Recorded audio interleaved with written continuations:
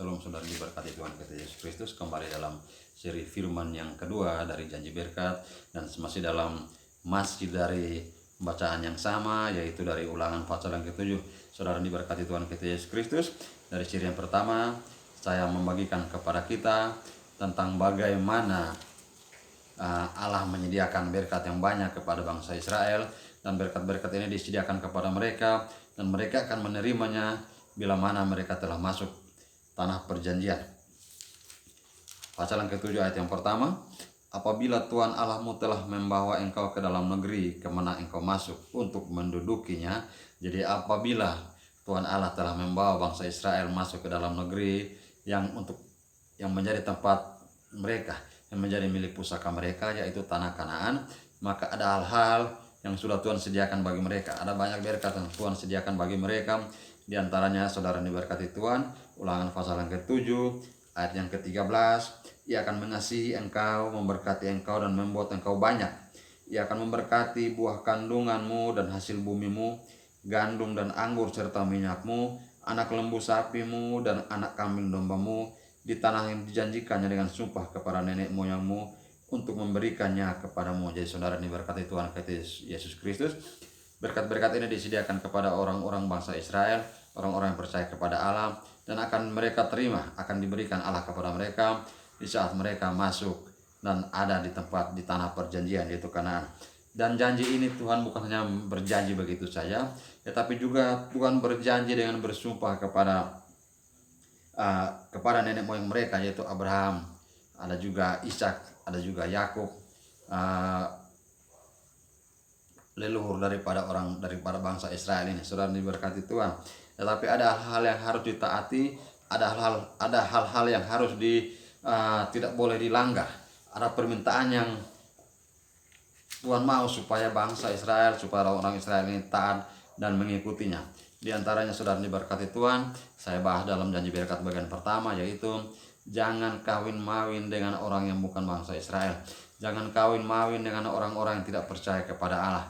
Sebab saudara diberkati Tuhan, dengan demikian orang-orang yang tidak percaya kepada Allah ini bisa membuat anak laki-laki dari bangsa Israel atau anak perempuan dari bangsa Israel menjadi tidak percaya kepada Allah lagi, dan Allah pasti akan mendatangkan hukuman kepada mereka. Ayat 3 dari Ulangan 7, janganlah juga engkau mengawinkan dengan mereka anakmu perempuan, janganlah kau berikan kepada anak-anak mereka, anak laki-laki mereka ataupun anak perempuan mereka, jangan kau ambil bagi anakmu laki-laki, sebab mereka akan membuat anakmu laki-laki menyimpang daripadamu sehingga mereka beribadah kepada Allah lain. Maka murka Tuhan akan bangkit terhadap kamu dan Ia akan memunahkan engkau dengan segera.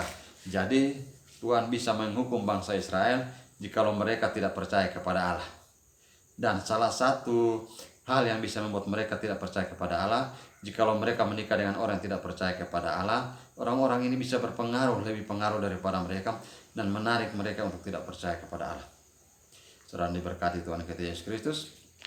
Makanya Tuhan melarang, tidak boleh, dan memang seharusnya kita taat dan tidak boleh melanggar. Nah saudara diberkati Tuhan, ada pertanyaan seperti ini. Di zaman sekarang ini kan ternyata banyak orang Kristen yang menikah dengan orang yang tidak seiman, tetapi hidup mereka juga diberkati. Hidup mereka luar biasa diberkati. Hidup mereka Tuhan tidak memusnahkan mereka dengan segera. Nah saudara diberkati Tuhan kita Yesus Kristus. Lanjut di bagian kedua ini saya akan menjelaskan kepada kita, dan semoga ini memberkati kita. Kalau mungkin ada salah, ada kritik saran, saudara boleh membagikannya kepada saya, kritik saran itu, supaya kita sama-sama bisa mengerti tentang kebenaran firman Tuhan. Saudara diberkati Tuhan. Ayat yang kelima, tetapi beginilah, jadi tidak boleh menikah dengan orang-orang yang tidak seiman, tetapi beginilah, lanjut di ayat yang kelima, kamu lakukan terhadap mereka. Nah, Allah ingin bangsa Israel melakukan suatu tindakan kepada orang-orang yang tidak percaya kepada Allah. Tetapi kamu lakukan terhadap mereka, mesbah-mesbah mereka haruslah kamu robohkan, tugu-tugu berhala mereka kamu remukkan, tiang-tiang berhala mereka kamu hancurkan, dan patung-patung mereka kamu bakar habis. Saudara diberkati. Jadi Tuhan bilang kepada bangsa Israel, tidak boleh menikah dengan orang-orang yang bukan bangsa Israel, tetapi harus merobohkan tugu-tugu berhala mereka, patung-patung penyembahan mereka kamu bakar habis. Mesbah mereka kamu robohkan, tugu berhala mereka kamu remukkan, patung-patung mereka kamu bakar habis. Nah, saudara diberkati Tuhan. Tentu saja kalau di zaman sekarang hal ini tidak bisa dilakukan karena kita hidup di negara hukum, ada undang-undangnya, ada undang-undang yang mengatur bagaimana kita beribadah dan diberikan sebebas-bebasnya, diberikan seluas-luasnya kebebasan kepada kita untuk beribadah dan memeluk agama manapun juga. Mungkin juga ada yang tidak memeluk agama apapun juga, tetapi ia beribadah kepada dewa-dewa, kepada hal-hal yang tidak masuk dalam kategori agama. Tetapi ini pun juga tidak boleh dengan seenaknya kita menghancurkan tempat mereka beribadah. Saudara berkata Tuhan kita Yesus Kristus, ada orang yang beribadah di gunung-gunung, di bawah pohon, dan tempat-tempat yang bukan rumah ibadah. Tapi tidak bisa seenaknya juga kita mengganggu, menghancurkan tempat mereka beribadah, tempat berhala mereka, tidak bisa. Tetapi yang seharusnya kita lakukan kalau di zaman sekarang ini adalah bagaimana kita bersikap baik, melakukan tindakan iman kita, menunjukkan kepada orang-orang tidak percaya kepada Allah bahwa dengan sikap tingkah laku kita menunjukkan bahwa kita percaya kepada Allah, dan mereka bisa akan menjadi percaya kepada Tuhan Yesus. Mungkin dengan kesaksian kita menceritakan kebaikan Tuhan Yesus. Mungkin dengan pujian penyembahan kita yang didengar oleh mereka, lalu mereka menjadi percaya kepada Tuhan. Dan bisa dengan banyak hal lain. Mungkin dengan kita memberi bantuan, memberi sedekah, apapun juga itu, cara apapun juga itu yang Tuhan berikan, taruh di hati kita untuk kita lakukan, bisa kita lakukan. Dan kita memenangkan jiwa, memenangkan orang-orang yang tidak percaya kepada Allah. Jadi orang-orang yang tadinya tidak percaya kepada Allah, melihat perbuatan baik kita, melihat cara kita beribadah, melihat banyak hal baik yang kita lakukan oleh karena ada Allah, ada roh Allah dalam kehidupan kita, lalu mereka menjadi percaya kepada Allah. Nah, pertanyaan yang tadi ditanyakan kepada saya, bagaimana? Karena ternyata banyak orang yang menikah tidak seagama, tapi mereka diberkati, sudah diberkati Tuhan. Jadi bisa jadi orang yang tidak seiman ini, yang tadinya tidak percaya kepada Allah, menjadi percaya kepada Allah oleh karena pasangan hidupnya ini mempunyai iman yang kuat, sehingga menarik yang tidak percaya kepada Tuhan menjadi percaya kepada Tuhan. Ini bisa terjadi seperti ini. Atau bisa saja lebih dari itu, bahwa pasangan hidup yang percaya kepada Allah ini bukan hanya membuat pasangan yang tidak percaya menjadi percaya, tapi bisa juga membuat keluarga dari pasangan yang tidak percaya ini menjadi percaya kepada Tuhan. Hidup mereka bisa diberkati, saudara. Dan sebab di janji ini memang Tuhan berikan kepada bangsa Israel, tetapi bukan hanya orang-orang Israel saja yang akan menerima berkat ini. Sekalipun saudara diberkati Tuhan, dicatat di sini bahwa ayat 6 dari Ulangan 7, sebab engkaulah umat yang kudus bagi Tuhan. Jadi bangsa Israel ini adalah umat yang kudus bagi Tuhan, Tuhan Allahmu, dari segala bangsa di muka bumi. Bangsa Israel ini adalah bangsa yang kudus bagi Allah, dari segala bangsa di bumi. Mereka ini bangsa yang kudus untuk menjadi kesayangannya. Alamu, engkaulah yang dipilih oleh Tuhan. Jadi bangsa Israel ini yang dipilih oleh Tuhan, dikuduskan oleh Tuhan untuk menjadi umat kesayangannya. Tetapi janji-janji berkat yang tadi dijanjikan itu bisa juga sampai kepada kita kalau kita percaya kepada Allah. Nah, di Kisah Rasul 3 ayat 25 bagian terakhir begini saudara bunyinya, oleh karena keturunanmu semua bangsa di bumi akan diberkati. Jadi oleh karena keturunan daripada Abraham, semua bangsa di bumi akan diberkati, yaitu saya dan saudara dan banyak orang lain yang percaya kepada Tuhan. Kita akan diberkati oleh karena orang-orang Israel yang tadinya Tuhan suruh mereka merobohkan mesbah-mesbah daripada orang tidak percaya kepada Allah ini. Mereka merobohkan mesbah-mesbah ini, dan bisa saja tingkah laku perbuatan mereka menunjukkan mereka kebesaran dan kuasa daripada Allah. Orang lain menjadi percaya kepada Allah. Jadi oleh karena bangsa Israel ini, saya dan saudara pun menjadi percaya kepada Allah. Dan Kisah Rasul 10 ayat 35 begini bunyinya saudara, setiap orang dari bangsa manapun, jadi selain bangsa Israel, bangsa manapun yang takut akan Dia dan yang mengamalkan kebenaran berkenan kepadanya.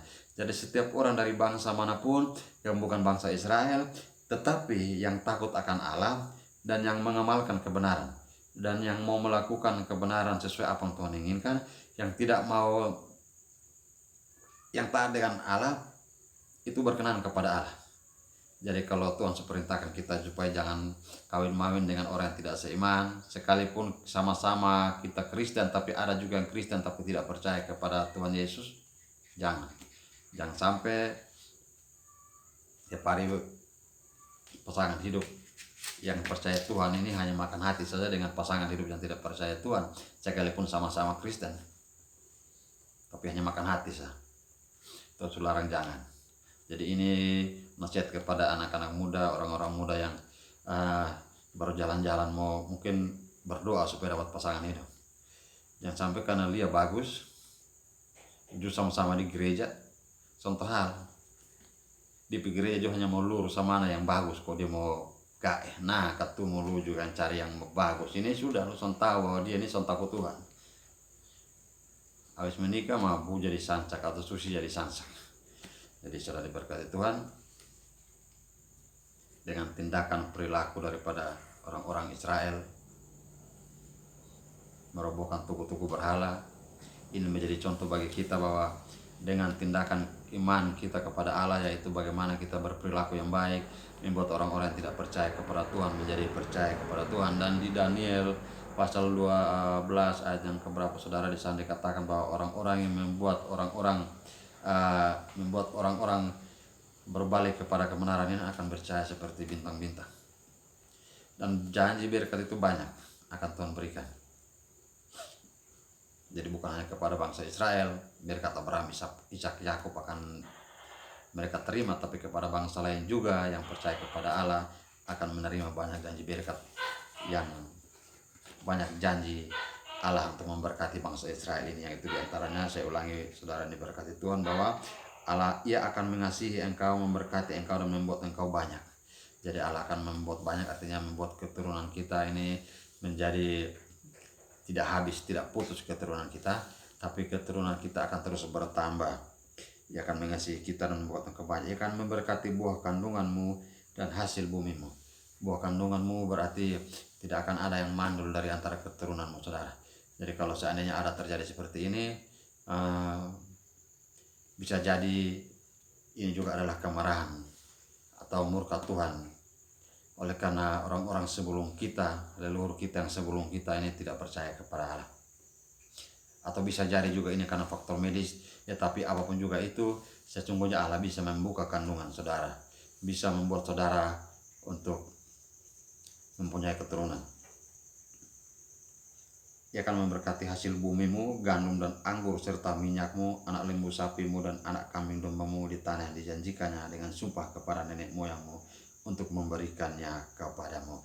Jadi Allah akan memberkati hasil pekerjaan kita, apapun pekerjaan kita, apapun juga yang kita upayakan untuk menghidupi keluarga kita. Allah akan memberkati kita di negeri di mana Tuhan taruh kita ada di sana. Tapi ingat, dimanapun Tuhan taruh kita di sana, kita mau menjadi berkat bagi sesama kita. Yang pertama, berkat rohani dan juga berkat jasmani.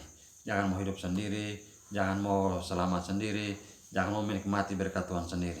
Tetapi ada orang lain yang juga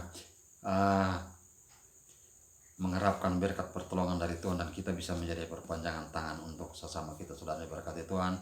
Semoga sharing firman Tuhan ini memberkati, dan doa saya, apapun pergumulan saudara, apapun pergumulan Anda saat ini, Tuhan memberi yang terbaik. Yang terbaik itu bagaimana saudara, itu saya pun juga tidak bisa mengatakannya, tidak bisa membayangkannya, karena kebaikan Tuhan itu terlampaui dari akal pikiran kita. Kebaikan Tuhan itu melebihi apapun juga bisa kita bayangkan, yang ada di bumi, yang sudah kita nikmati, dan yang sementara kita nikmati. Kebaikan Tuhan itu sangat luar biasa. Oleh karena itu saudara diberkati Tuhan, agar supaya kita dapat menerima banyak berkat dan kebaikan Tuhan, kita mau taat kepada Bapa di surga. Dan semoga Yesus Tuhan, yang juru selamat penembus kita, menolong saya dan saudara menjalani hari-hari hidup ini, dan menikmati berkat-berkat daripada Bapa di surga. Shalom.